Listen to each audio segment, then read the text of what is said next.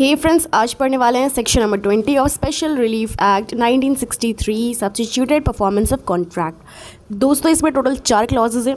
First clause कहता है without Indian contract act को नहीं छेड़ना है, और पार्टी के बीच में कोई कंडीशंस या कोई भी बातों पे एग्री हुआ है तो उसको भी नहीं छेड़ना है हमें। जो पार्टी उस ब्रीच की वजह से सफ़र हो रही है उसके पास ऑप्शन होगा सब्स्टिट्यूटेड परफॉर्मेंस थर्ड पार्टी के द्वारा कराने का परमिशन होगा, या उसकी खुद की कोई एजेंसी होगी उसके द्वारा। मतलब दोस्तों, सब्स्टिट्यूटेड परफॉर्मेंस भी करवाएगी और रिकवरी भी करवाएगी एक्सपेंस का, या कोई भी खर्चा उसके ऊपर लगा है उस एक्ट को परफॉर्म कराने में वो भी रिकवर कर सकता है from the party committing such breach, मतलब जिस पार्टी ने ब्रीच कमिट किया है। सबसेक्शन 2 देखो, कोई भी सब्स्टिट्यूटेड परफॉर्मेंस नहीं करवाया जाएगा अंडर सबसेक्शन 1 में जो हमने पढ़ा है, अनलेस पार्टी कौन सी थी हमारी, मान लीजिए किसी को नुकसान हुआ है तो नोटिस देना पड़ेगा 30 दिन का।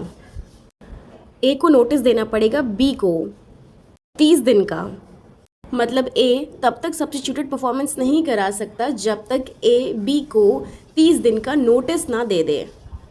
उसमें टाइम पीरियड देगा कि विद इन 6 मंथ्स आप मेरा जो कॉन्ट्रैक्ट होता है हमारे बीच उसको परफॉर्म करिए। अगर बी मना कर देता है, रिफ्यूज़ कर देता है या फेल हो जाता है उसको परफॉर्म करने के लिए, तब आपका ए एज पर सबसेक्शन इस कॉन्ट्रैक्ट को स्पेसिफिकली इन्फोर्स कराना चाहिए। स्पेसिफिकली इन्फोर्स करा सकता है सी से या ओन एजेंसी से। सब्स्टिट्यूट के अंदर प्रोवाइजो है, provided that the party who suffers such breaches shall not be entitled to recover the expenses and cost under subsection 1 unless he has got the contract perform through a third party और by his own agency. जो cost और expenses की बात हुई है वो recover नहीं करेंगे अनलेस, मतलब जब तक कॉन्ट्रैक्ट, मतलब ही has got the contract perform by the third party और ओन एजेंसी। तो दोस्तों, ए ने कॉन्ट्रैक्ट किया था बी के साथ, बी ने नहीं परफॉर्म किया तो ए को नुकसान हो गया। अब ए क्या क्लेम कर रहा है एक्सपेंसेस? जब तक नहीं कर सकता जब तक अपना ये वाला कॉन्ट्रैक्ट थर्ड पार्टी से परफॉर्म ना करवा ले।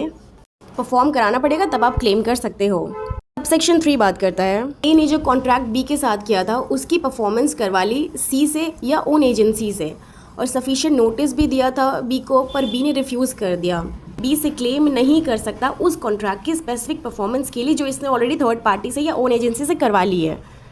Nothing in this section shall prevent the party who has suffered breach of contract from claiming compensation from the other party in breach.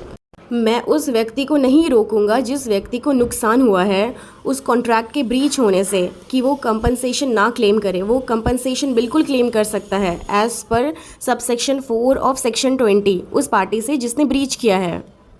Section 20 is special provisions for contracts relating to infrastructure project. पहला clause है no injunction shall be granted by the court in a suit under this act involving a contract relating to an infrastructure project specified in the schedule where granting injunction would cause impedition or delay in the progress or completion of such infrastructure project.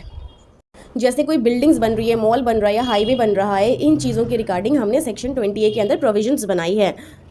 तो 20A का basic object ये था कि जैसे हमारे infrastructure projects जो government ला रही है, जैसे हाईवे, हॉस्पिटल्स, बहुत सारी चीज़ें जो ला रही है, तो इस सेक्शन के अंदर ये बात कही गई है कि कोई भी कोर्ट इस एक्ट के अंदर सूट इंस्टीट्यूट अगर होता है तो कोई भी कोर्ट आपके इंजंक्शंस ग्रांट नहीं करेगी उन कॉन्ट्रैक्ट्स के रिगार्डिंग जो आपके इंफ्रास्ट्रक्चर प्रोजेक्ट से रिलेटेड है। कोई हाईवे निकल रही है, वहाँ पर मेरा घर है और वो भी टूटने वाला है, तो मैं इंजंक्शन के लिए कोर्ट नहीं जा सकती। सेक्शन 20B आपका स्पेशल कोर्ट्स की बात करता है। State government special courts constitute करेगी with the consultation of the chief justice of the high court. किस पर्पस के लिए? उन कॉन्ट्रैक्ट्स के लिए जो आपके इंफ्रास्ट्रक्चर प्रोजेक्ट से रिलेट करता है, डील करता है। सेक्शन 20C इंपॉर्टेंट है। इसी में कुछ भी लिखा हो हमें उससे मतलब नहीं है। कोई भी ऐसा सूट है जो इंस्टीट्यूट किया गया है under the provision of this act, इस एक्ट के किसी भी सेक्शन के अंदर प्रोविजंस ऑफ इस एक्ट की बात की गई है, इस एक्ट के किसी भी प्रोविजन के अंदर, किसी भी सेक्शन के अंदर सूट इंस्टीट्यूट कर दिया गया है, डिफेंडेंट के पास जिस दिन सर्विस होगी उस दिन से 12 मंथ्स के अंदर आपको सूट डिस्पोज ऑफ करना है। ये अब नई अमेंडमेंट के थ्रू आया है कि 12 महीने के अंदर आपको सूट को डिस्पोज ऑफ करना है, मतलब डिसाइड करना है। अब प्रोवाइजो है नीचे आप देख लो दोस्तों, provided that the said period में भी एक्सटेंडेड। सेड पीरियड कौन सा? मतलब 12 मंथ्स की बात हो रही है यहाँ पे। 12 महीने के पीरियड को एक्सटेंड भी किया जा सकता है।